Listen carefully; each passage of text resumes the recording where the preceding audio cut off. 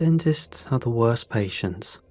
We all know the signs, but we also know all the excuses. It started a week ago with a deep ache in my jaw.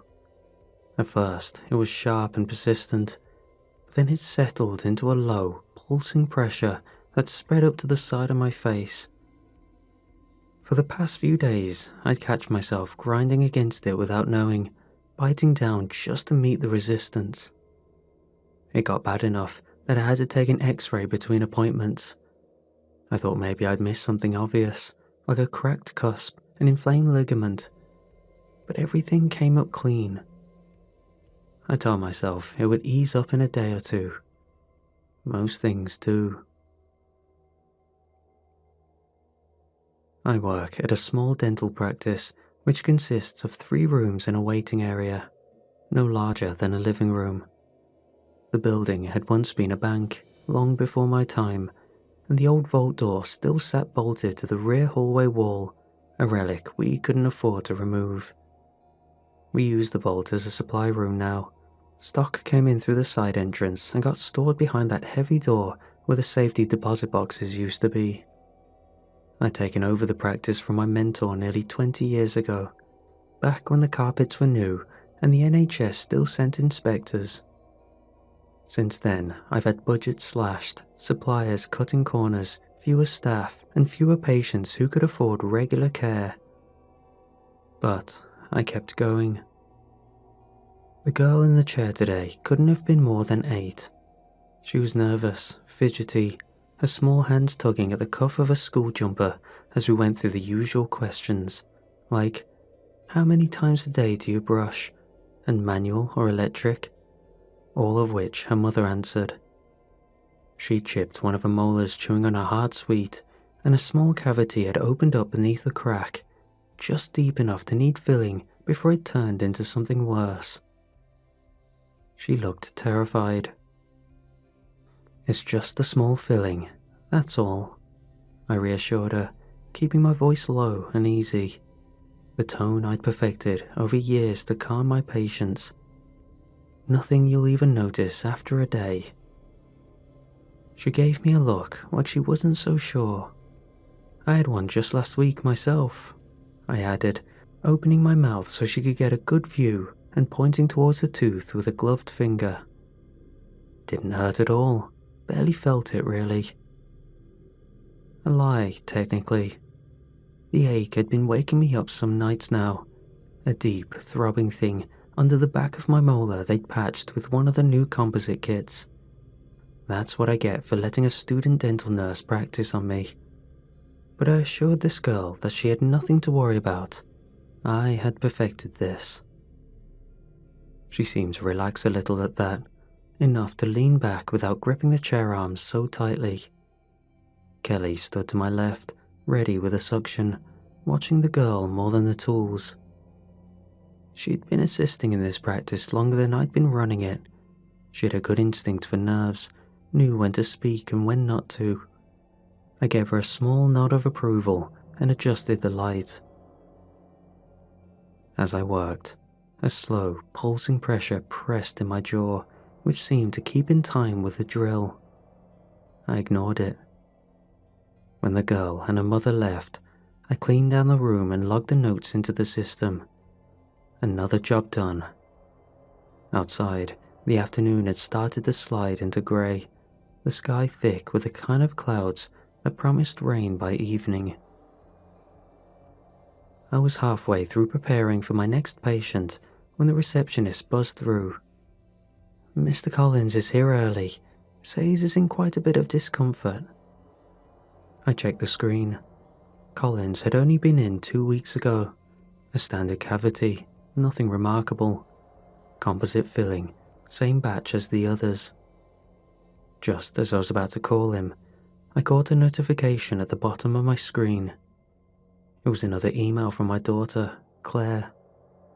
I didn't have time to open it now. She was still abroad, enjoying her 20s, moving from place to place.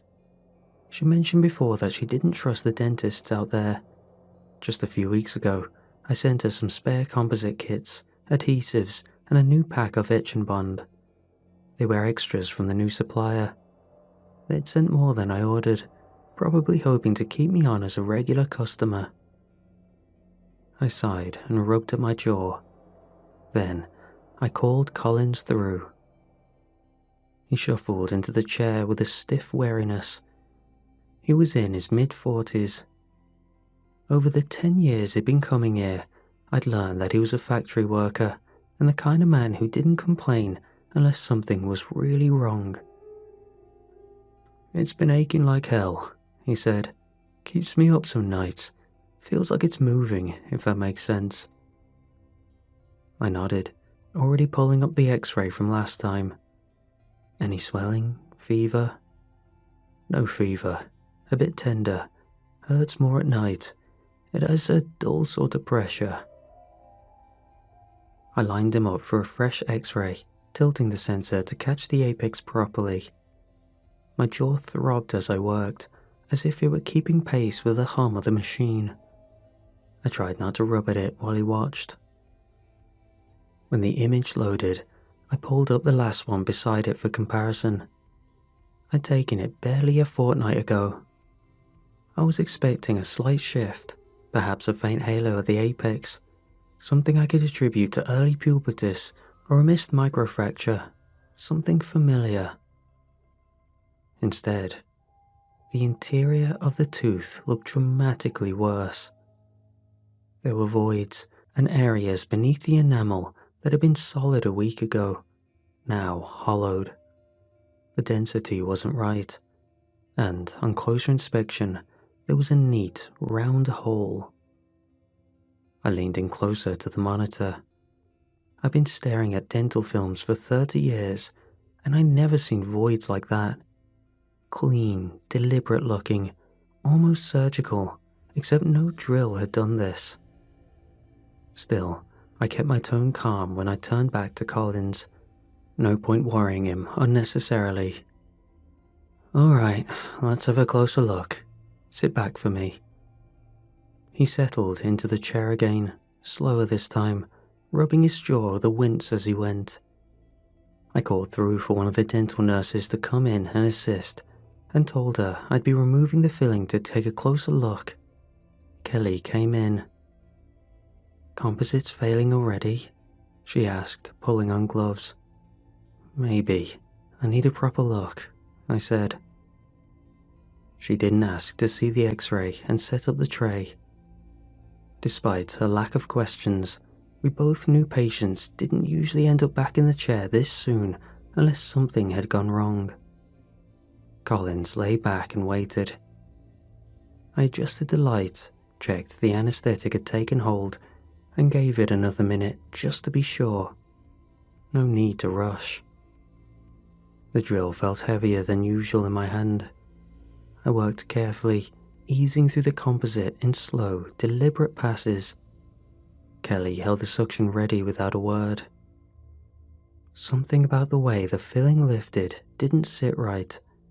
The material crumbled away too easily, coming loose in brittle flakes instead of the solid, predictable chunks I'd placed.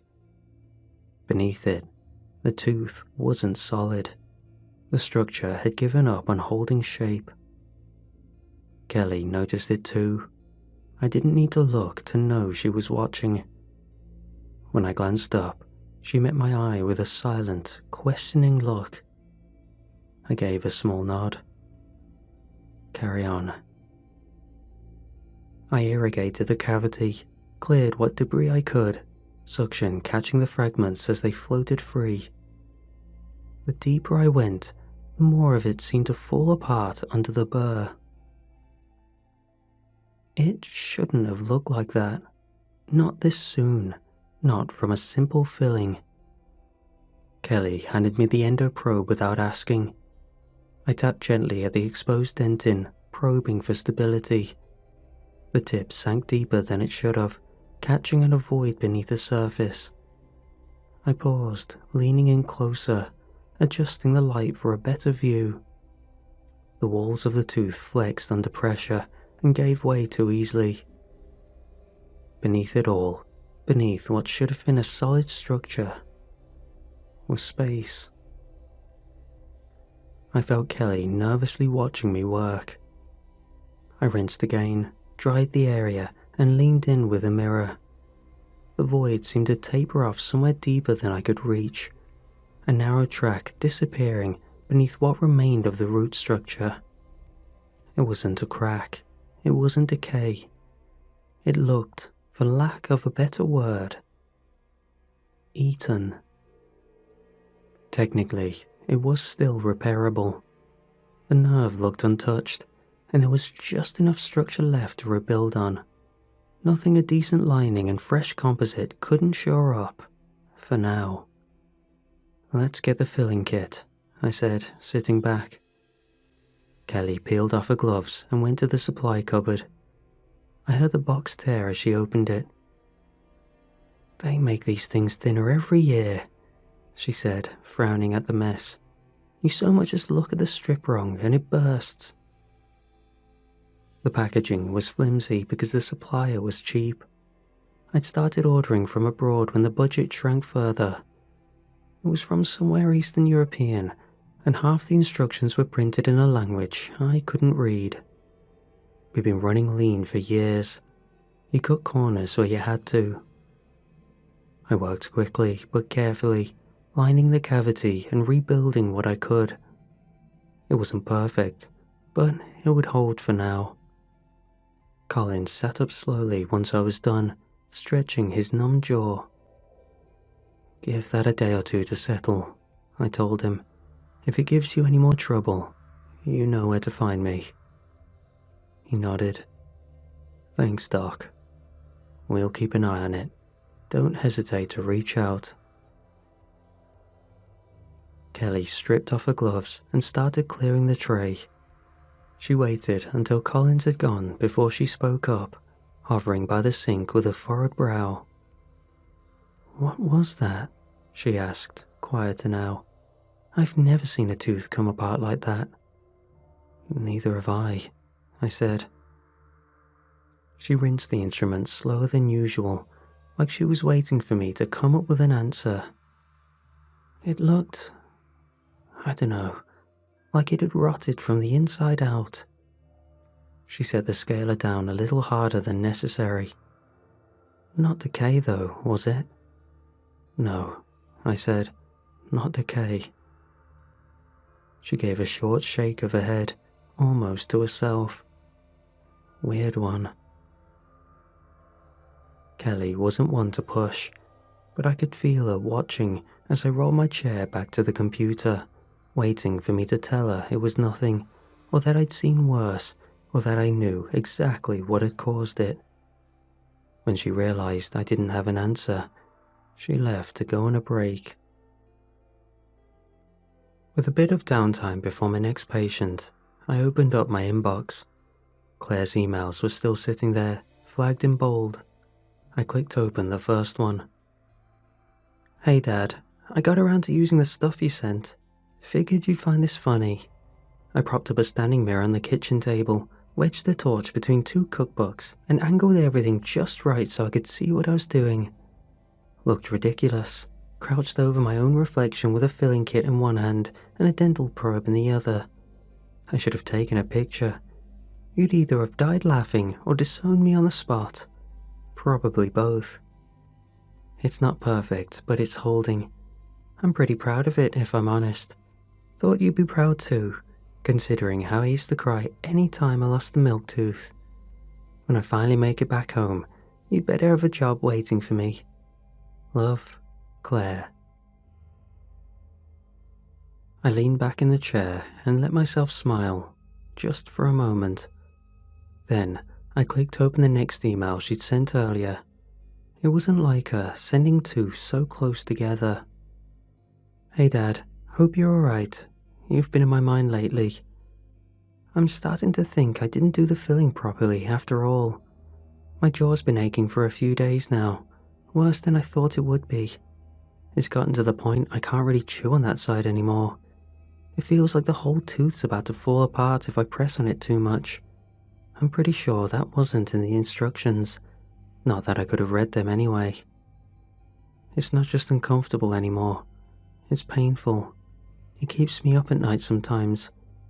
I know I should get it looked at, but you know me, too stubborn. And if I'm honest, I don't really trust anyone over here to get it right. It makes me nervous just thinking about it. Do you think this is normal? Is this what happens if you mess it up? Or is it something worse? Let me know when you can. Love, Claire. It was in that moment that I became aware of how hard my jaw was throbbing beneath the molar.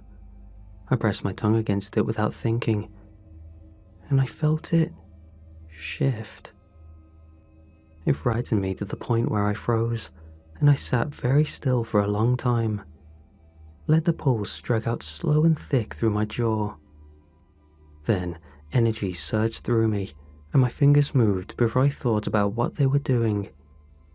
I pulled up records, checking dates, dragging appointments onto the screen one by one. Collins, the girl, me, and then Mrs. Graham, the first to receive one of the new fillings. All of us were patched from the same shipment of cheaper supplies. The knot in my stomach tightened as I scrolled through the invoices, the dates lining up too neatly. Every name, every filling, every order. It sat there in black and white, plain as anything. Every one of them. My jaw throbbed harder, like something was still working its way through bone, patient, slow, chewing its way out. I thought of Mrs. Graham and picked up the phone, pulling up the details from the system. I dialed a number and waited for the tone to connect. Hello, Mrs. Graham? It's David from the surgery. Just a quick call about your recent filling. Nothing to worry about, but we've started running a new patient care initiative that involves follow-up routines for anyone who's had recent work, just making sure everything's settling properly. Oh, she said, sounding a little apprehensive. No charge, of course. We're just trying to catch any small issues early before they turn into anything bigger. That's thoughtful of you. I was actually going to ring. It's been feeling a bit odd since I left. I'd like to have another look, if that's all right. Could you come in later today? We've got a slot open this afternoon. Yes, that's fine. Better to get it checked, isn't it? Exactly. We'll see you then. Mrs. Graham arrived later that afternoon, right on time. We exchanged the usual small talk while I settled her into the chair. Nothing out of the ordinary on the surface. Doesn't quite feel right, that one, she said as I adjusted the light. That's what we're here to check, I said, giving her the practiced, reassuring smile. I called Kelly in from sterilization. She slipped on gloves without question and took up a place at my side. Composite failing again? She asked under her breath. No, just a follow-up, I said. I numbed the area, waited until I was certain Mrs. Graham couldn't feel a thing. Then I worked carefully, easing through the surface of the filling. It crumbled under the burr in soft, unexpected flakes. Beneath it, the dentin looked pale, almost porous, hollow in places. Kelly shifted beside me, leaning in to watch. Looks the same as Collins, she said, keeping her voice level. I irrigated the cavity as she suctioned clear the debris. As I leaned closer with the mirror, something small and pale. It was moving. Kelly, I said quietly, pass me the Explorer. She did, without comment, though I felt a breath hitch as she saw it too. I nudged the lava free. It was tiny, embedded right where the pulp should have been. Kelly's widened eyes flicked between me and the thing writhing faintly on the tip of my tool. She kept her composure, barely. Mrs. Graham still had her eyes closed, blissfully unaware. Get the container, I said, steady as I could manage. Now. I've never seen anything like that, she whispered as she passed it over. Neither have I said, placing the lava inside with careful precision, snapping the lid shut before I could shift again. We both sat there for a moment longer than necessary, watching it curl and flex against the plastic. Kelly's gloves creaked faintly as she tightened the grip on the edge of the tray, as if bracing herself against the reality of what we'd just found. My tongue pressed instinctively against my own molar. I felt it again, that faint shift beneath the enamel. The realization settled hard in my chest. Collins, the little girl, Mrs. Graham, Claire, me. I swallowed hard, tasting the metallic tang of fear crawling up from the back of my throat. Kelly remained speechless, ignorant to the real reason the lava was there. I need you to head over to Marston's, I said quietly, leaning in close enough that Mrs. Graham wouldn't overhear. See if they'll sell you a filling pack. Say it's for a rush case. Do whatever you have to.